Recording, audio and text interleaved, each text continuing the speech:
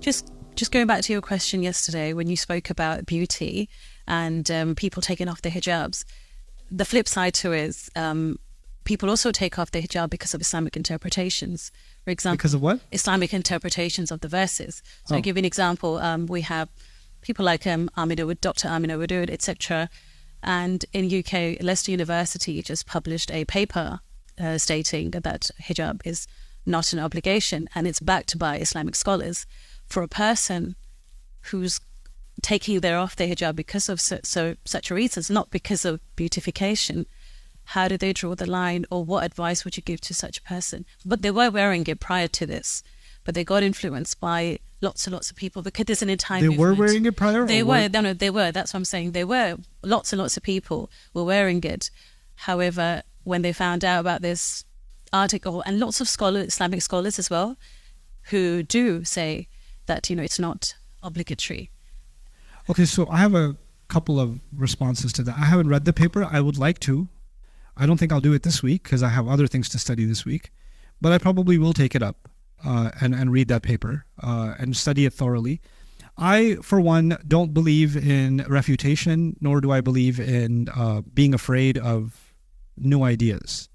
However, I have a couple of principles in my own approach to Quran studies, and those are the word of Allah is in the supreme place, وَكَلِمَةُ اللَّهِ الْعُلْيَا, as Allah Himself says, right?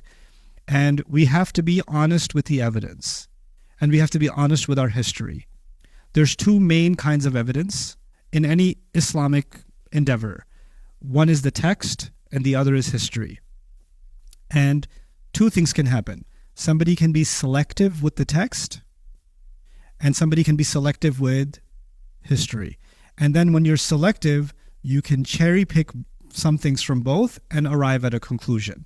And for someone who doesn't know the scope of the study, they could look at, hey, there were lots of evidences here that were textual, and there were lots of evidences that were historical. Therefore, the conclusion is sound.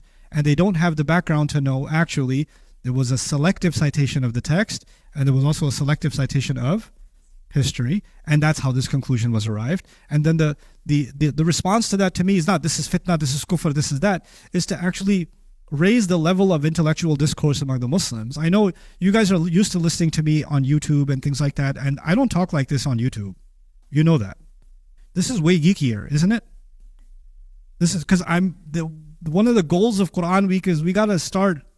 We can't just keep it on TikTok, guys. We gotta raise the bar a little bit, right? So part of that raising the bar is those kinds of papers. In the long run, I think they're a good thing. I think those kinds of papers are a good thing because they present the best. Somebody did a paper at a university to refute the concept of khimar, as the Muslims have been holding on to for centuries, and they're apparently making a very sound argument. You know what?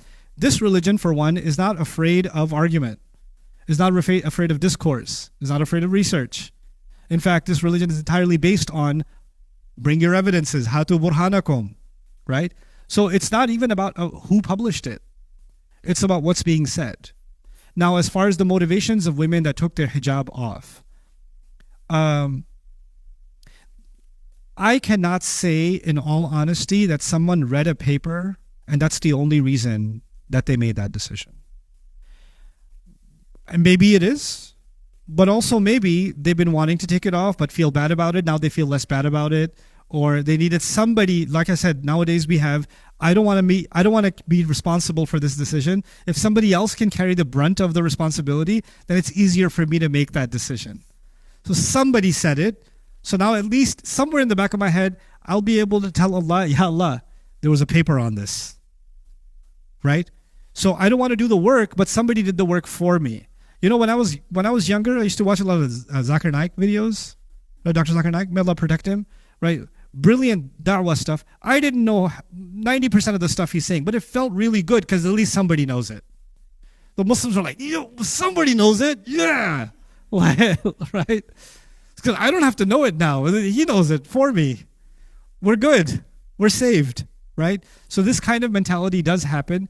And it even happens with me, given my popularity and given the overall social psychology of the Muslims. What did Nouman Ali Khan say about this? Who cares what I said about this? We should elevate ourselves to the point, what was said? what was said, what are its merits? Where do I find myself agreeing? Where do I find myself disagreeing? Right? And we should be able to have those discussions.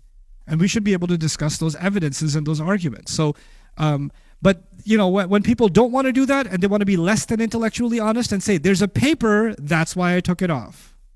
Not that I studied the paper, I studied the counter arguments to that paper, I debated the evidences in that paper. No. There's a paper, that's good enough for me.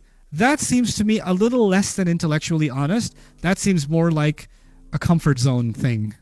Somebody found comfort in, hey, somebody said it, so I'm good. You know?